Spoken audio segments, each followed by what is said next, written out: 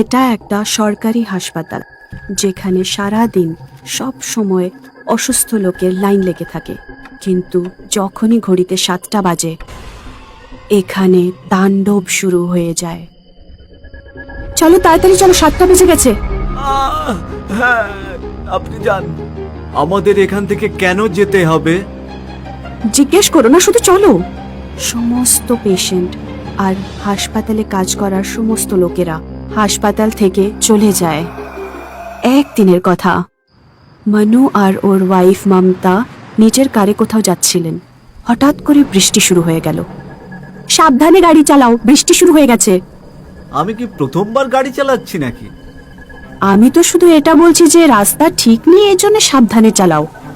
হ্যাঁ হ্যাঁ, ঠিক আছে, তুমি এবার শেখাবে গাড়ি কিভাবে চালাতে হবে। ওদের এই ঝগড়ার জন্যে গাড়ি সোজা গিয়ে গাছে ধাক্কা মারলো।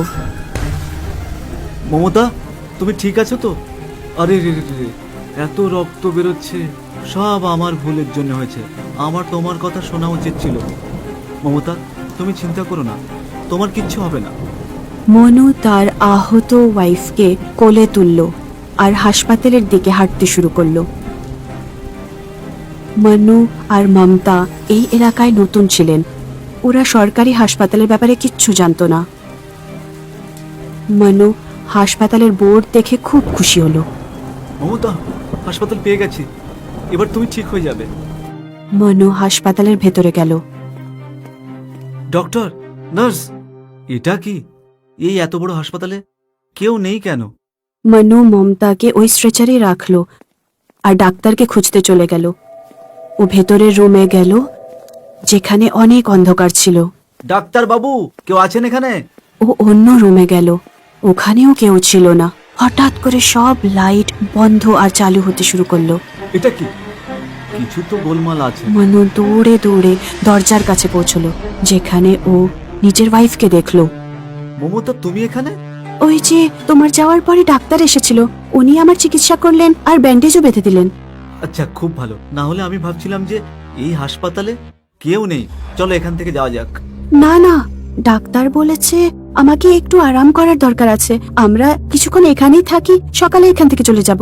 চলো, ঠিক আছে। মনু আর মমতা ওখানেই বেঞ্চে বসে বসে ঘুমিয়ে পড়ল। হঠাৎ করে মমতা নিজের চোখ খুলল আর ও লাশ কাটা ঘরের দিকে যেতে শুরু করলো। কিছুক্ষণ পর মন্নুর চোখও খুলল। মমতা, মমতা!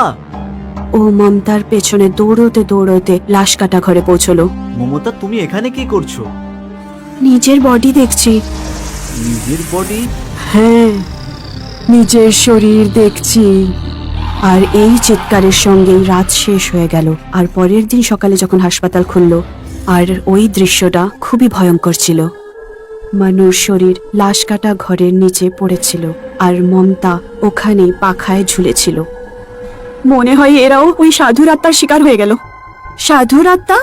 হ্যাঁ, তুই আমার সঙ্গে চল, আমি তোকে সব বলছি। দুজনে মিলে সিস্টার্স রুমে গেল। 1 মাস আগের কথা, রাত্রি প্রায় 10টা বাজছিল। দুজন লোক একটা সাধুর লাশকে নিয়ে এখানে এসেছিল। ডক্টর বাবু, এনাকে দেখুন, ইনি তো মারা গেছেন। আমি তোকে আগেই বলছিলাম ইনি মারা গেছেন, তুই আমার কথাই শুনলি না। আরে কিন্তু সময় মতো হাসপাতালে নিয়ে এলে ইনি বেঁচে যেতেন না।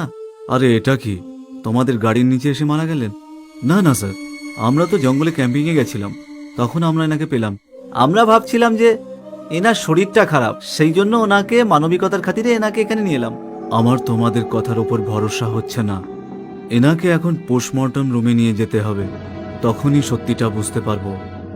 নার্স, আপনি পুলিশকে খবরটা দিন। দেখ, তোর মানবিকতার খাতিরে এবার আমরা আবার ফেসে গেছি। ডক্টর লাশের পোস্টমর্টম করে লাশ কাটা ঘরে গেলেন। ডক্টর পোস্টমর্টম করা শুরু করলেন, কিন্তু ডক্টর খুব আশ্চর্য হয়ে গেলেন।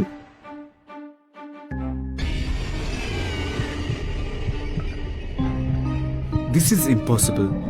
এনার পুরো শরীরটাই মারা গেছেন, কিন্তু হার্ট এখনো চলছেন।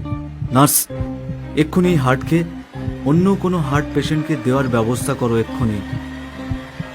যেভাবে হার্টের নার্ভ কাটা হলো, ওই শরীর থেকে ওই সাধুর আত্মা বাইরে বেরিয়ে গেল। আরে ও ডক্টর, তুমি আমার তপস্যা ভঙ্গ করে দিলে, তুমি আমাকে মেরে ফেললে। ওই সাধুর আত্মা প্রথমে ওই ডাক্তারেরই গলা টিপে দিল, তারপরে ওই নার্সের। সাধুর আত্মা রাগে ওই লাশ কাটা ঘরের বাইরে এলো আর ওই দুজন লোকের দিকে বাড়তে শুরু করলো। সাধুর আত্মা ওই দুজন মানুষকেই গলা ধরে তুললো ওদেরকে আর মেরে ফেললো। এই হাসপাতালের লোকেরা আমাকে মেরে ফেলেছে। আজকের পর এই হাসপাতালের আর কাউকে আমি বাঁচতে দেব না। আজ থেকে এটাই আমার থাকার জায়গা। সেদিনের পরে যেই এই হাসপাতালে 7টার সময় আসে, তাদেরকে ওই সাধুর আত্মা খুব কষ্ট দিয়ে মেরে ফেলে। কিন্তু এতে তো না ওই ডাক্তারের না ওই ছেলেদের ভুল ছিল, ওরা তো শুধু সহায়তা করছিল। কিছু জিনিস মানুষের মাথার বাইরে। এই সাধু এরকমই। যদি ওই ছেলেগুলো সাধুকে এখানে না আনতো, তাহলে উনি মরতেন না, আর নাই এতগুলো লোক মরতো। তাহলে এই সাধুর আত্মা থেকে ছুটকারা পাওয়ার কি কোনো উপায় নেই? উপায় উপায় তো অনেক করেছি। 6 মাস আগে সব ডাক্তার মিলে আর নার্সেরা মিলে একটা ঝাড়ফুঁক করার সাধু ডেকেছিল। তারপর ঝাড়ফুঁক করার বাবা সারা দিন এই লাশ কাটা ঘরের বাইরে পুজো অর্চনা করলো। পুরো হাসপাতালে পুজো অর্চনার আওয়াজ ছিল। কিন্তু যেভাবে 7টা বাজতে শুরু করলো, সবাই এখান থেকে বাইরে চলে গেল। আর ওই ঝাড়ফুঁক করার বাবাকে রেখে ঘড়িতে 7টা বাজতেই সাধুর আত্মা সামনে এসে গেল। আমি তোকে আদেশ দিচ্ছি, এক্ষুনি এই হাসপাতাল ছেড়ে চলে যা। তুই আমাকে আদেশ দিবি? সমস্ত দেবতাকে স্মরণ করে তোকে আমি এক্ষুনি এই হাসপাতাল থেকে বের করেই ছাড়বো। আমি হলাম মহাদেবের ভক্ত, কোনো শয়তান নই। তুই নির্দোষী মানুষদের প্রাণ কেন নিচ্ছিস? এই হাসপাতালের লোকেরা আমাকে মেরে ফেলেছে। আমার কি দোষ ছিল? ওটা তো একটা দুর্ঘটনা ছিল। দুর্ঘটনা? এখানে সবার মৃত্যুটাও একটা দুর্ঘটনা। আর ব্যাস, পরের দিন সকালে ওই ঝাড়ফুঁক করার বাবারও লাশ পাওয়া গেল। এখন ভগবানই জানে এই সাধুর আত্মার থেকে বাঁচার কি উপায়। তাহলে কি এখনো ওই সাধুর আত্মা লাশ কাটা ঘরের বাইরে আছে? হ্যাঁ আছে। তাহলে ওর অন্তিম সংস্কার কেন করা হচ্ছে না? কেউ ওর শরীরকে ছুলে ও ওকে মেরে ফেলে, মানে আর কোনো রাস্তা নেই? এখন তো নেই। এখন তো আমরা এটাই করতে পারি যে যখনই ঘড়িতে 7টা বাজে, আমরা সবাই মিলে নিজের প্রাণ বাঁচানোর জন্য হাসপাতাল খালি করে দিই। কিন্তু প্রত্যেক দিন এই লাশ কাটা ঘরে কারোর না কারোর লাশ পাওয়া যায়। আর রাত্রে সাধু জোরে জোরে হাসে।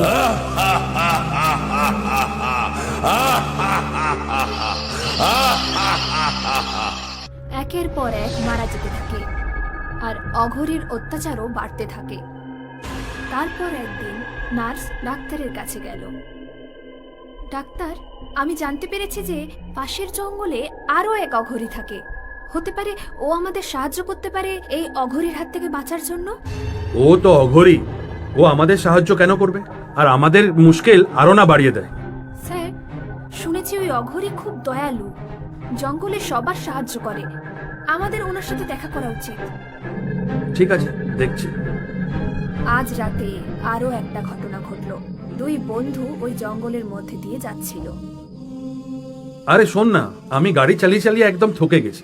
কিছুক্ষণের জন্য তুই গাড়িটা চালা। আরে তুই তো কিছুক্ষণ আগে থেকেই গাড়িটা চালাচ্ছিস। আমি তো সকাল থেকে চালাচ্ছিলাম, কিছুক্ষণ আরেকটু চালিয়ে নি। আরে তোর কিছু হয়নি তো?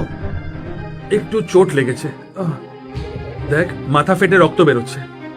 তুই ঘাবড়াস না, এই পাশেই একটা হাসপাতাল আছে, আমি দেখেছি। তুই পেছনে বস, আমি গাড়ি চালাচ্ছি।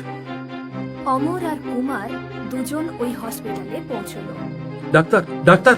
কুমার ডাক্তারকে এদিক ওদিক খুঁজতে লাগলো। যখন সে একটা দরজা খুললো, তখন সে হঠাৎ করে অঘরীর এক ভূত দেখতে পেল।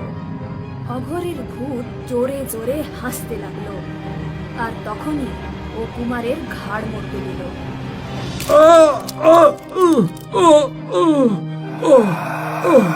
যখন কুমারের আওয়াজ শুনে অমর দৌড়ে এলো, তখন ও অঘরীর মায়াজালে এসে গেল।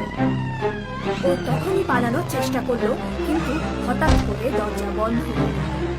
আর অঘরী হঠাৎ ওর সামনে এসে হাজির হল। অমর যেদিকে যেদিকে তাকাচ্ছিল সেদিকেই অঘরীর ভূতকে দেখতে পাচ্ছিল। আর শেষে অঘরী অমরকে ভয়ানকভাবে মেরে ফেলল। যখন ডাক্তার এই মৃতদেহ দেখল, স্যার প্লিজ, আমার মনে হয় আমাদের ওই অঘরী বাবার সাহায্য নেওয়া উচিত, না হলে এরকম কত মানুষের প্রাণ যাবে তা আমরা ভাবতেও পারছি না। মনে হয় তুমি ঠিক বলছো, একবার আমাদের ওর সঙ্গে দেখা করা উচিত। আজ রাত্রেই ওনার কাছে যাওয়া যাক। জঙ্গলে থাকা অঘরী বাবার বয়স আনুমানিক 100 বছর হবে। ওনার পুরো গায়ে ছাই মাখানো ছিল, আর বাকি অঘরীদের মতো উনিও সাধনায় মগ্ন থাকতেন। কিন্তু এই অঘরী কারোর দুঃখ সহ্য করতে পারত না। বাঁচাও, বাঁচাও, বাঁচাও আমাকে! ওই মহিলার চিৎকার শুনে অঘরীর তপস্যা ভঙ্গ হলো আর সোজা নদীর দিকে যেতে লাগলো। উনি ওখানে গিয়ে দেখলেন ওই মহিলা ডুবে যাচ্ছিল। আর তখনই অঘরী মন্ত্র বলা শুরু করলো আর নদীর মাঝখানে রাস্তা হয়ে গেল। ওই মহিলা চমকে গেল। চলে এসো, বাইরে চলে এসো। ওই মহিলা বাইরে এসে সোজা অঘরীর পায়ে পড়ল। ধন্যবাদ, আমার প্রাণ বাঁচানোর জন্য ধন্যবাদ। এই রাস্তা ধরে সোজা চলে যাও, ওখানে তুমি নিশ্চয়ই কোনো গাড়ি পেয়ে যাবে। নিজের বাড়ি যাও। ওই মহিলা চলতে লাগলো আর একটু আগে গিয়ে ডাক্তারের সাথে দেখা হলো। শুনুন, আমরা এখানে একজন অঘরী বাবাকে খুঁজছি, আপনি কি ওনাকে দেখেছেন? হ্যাঁ, আমি যে রাস্তা থেকে এসেছি আপনিও ওই রাস্তা ধরে যান, ওখানে ওনাকে পেয়ে যাবেন। ধন্যবাদ। ডাক্তার ও নার্সরা ওই রাস্তা ধরে চলতে শুরু করলো। কিছু দূর গিয়ে ওনারা অঘরীর আওয়াজ শুনতে পেল, কিন্তু অঘরীকে দেখতে পাচ্ছিল না।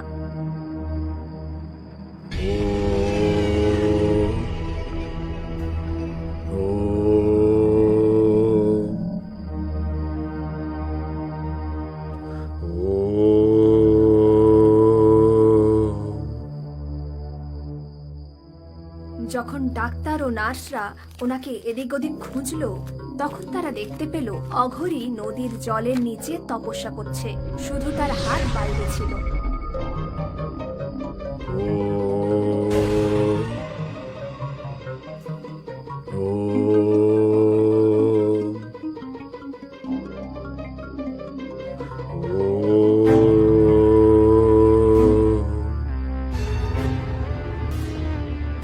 তারা অঘরীর কাছে গেল। ডাক্তার একটু কৌতূহলে ছিল, তাও সে অঘরীকে ডাকতে শুরু করলো। বাবা, বাবা, আমাদের আপনার সাহায্যের দরকার আছে। অঘরী তার চোখ খুলল আর ডাক্তারের চোখের দিকে তাকিয়ে থাকলো।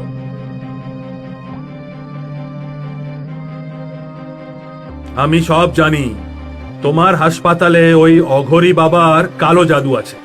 ও বদলা চায়, এখনো পর্যন্ত অনেককে মেরে ফেলেছে। ওই অঘরীর মৃত্যু একটা দুর্ঘটনা ছিল, কিন্তু এখন ওই অঘরী নির্দোষ লোকেদের থেকেও বদলা নিচ্ছে। এটাও ভালো করেনি। এটা অঘরীদের ধর্ম নয়, ও আমার চেলা ছিল। ওর এরকম কখনোই করা উচিত ছিল না। চলো, আমাকে ওর কাছে নিয়ে চলো। বয়স্ক অঘরী ডাক্তার ও নার্সদের সাথে হসপিটালে গেল। যখন তারা হসপিটালে পৌঁছলো, তখন তারা অঘরীর হাসির আওয়াজ শুনতে পেল আর একজন মহিলার চিৎকারের আওয়াজ শুনতে পেল। মনে হয় ও কোনো মহিলার প্রাণ নিয়ে নিয়েছে। বাবা, আমরা ভেতরে যাব না, আপনি ভেতরে যান, আমরা এখানেই দাঁড়াচ্ছি। ও অঘরী নিজের গুরুর মান রাখবে।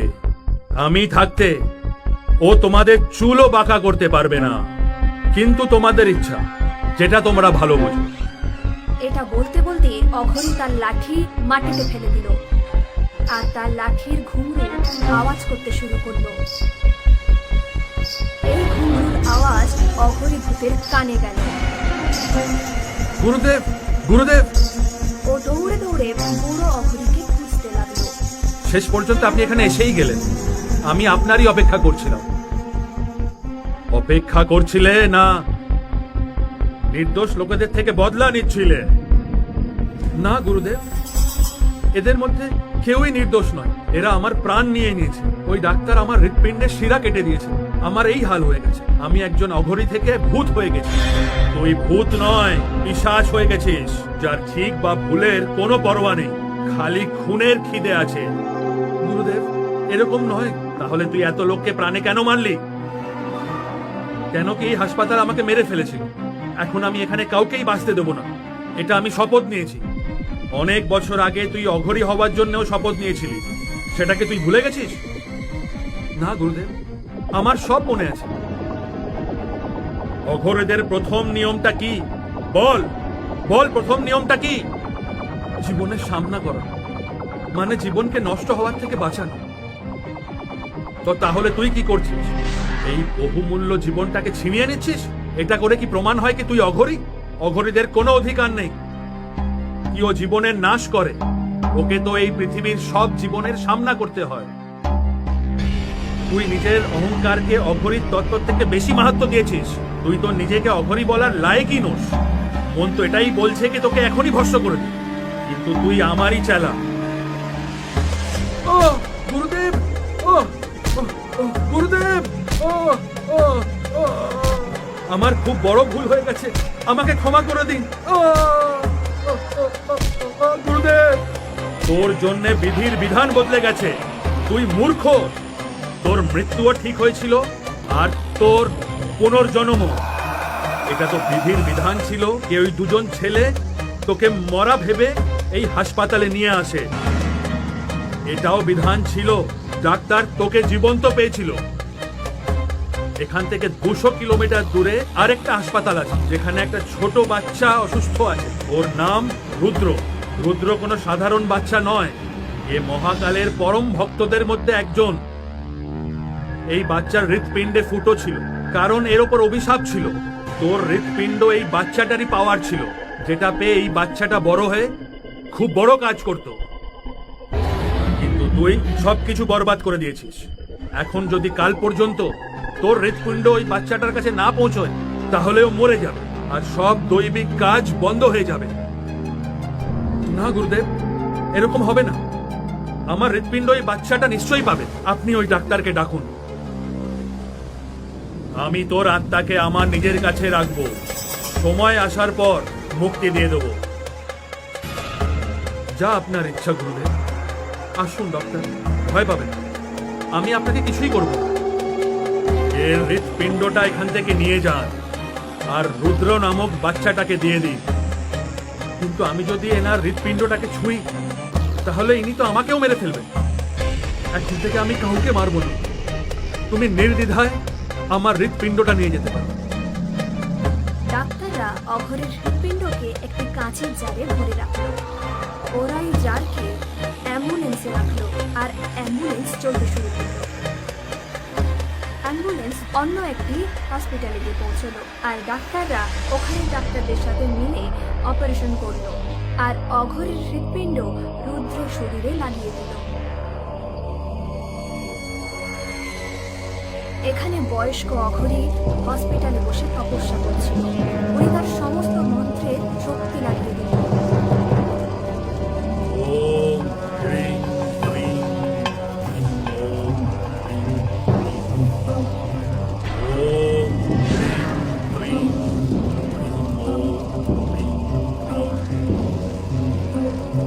আর তারপর অঘরীর ভূত বয়স্ক অঘরীর বোতলে চলে গেল। বয়স্ক অঘরী ওই ভূতকে তার সাথে নিয়ে গেল। আর এখন হসপিটাল আগের মতো সন্ধে 7টার পরেও খোলা থাকে। শেষমেশ অঘরী ভূতের প্রভাব থেকে হসপিটাল মুক্তি পেল।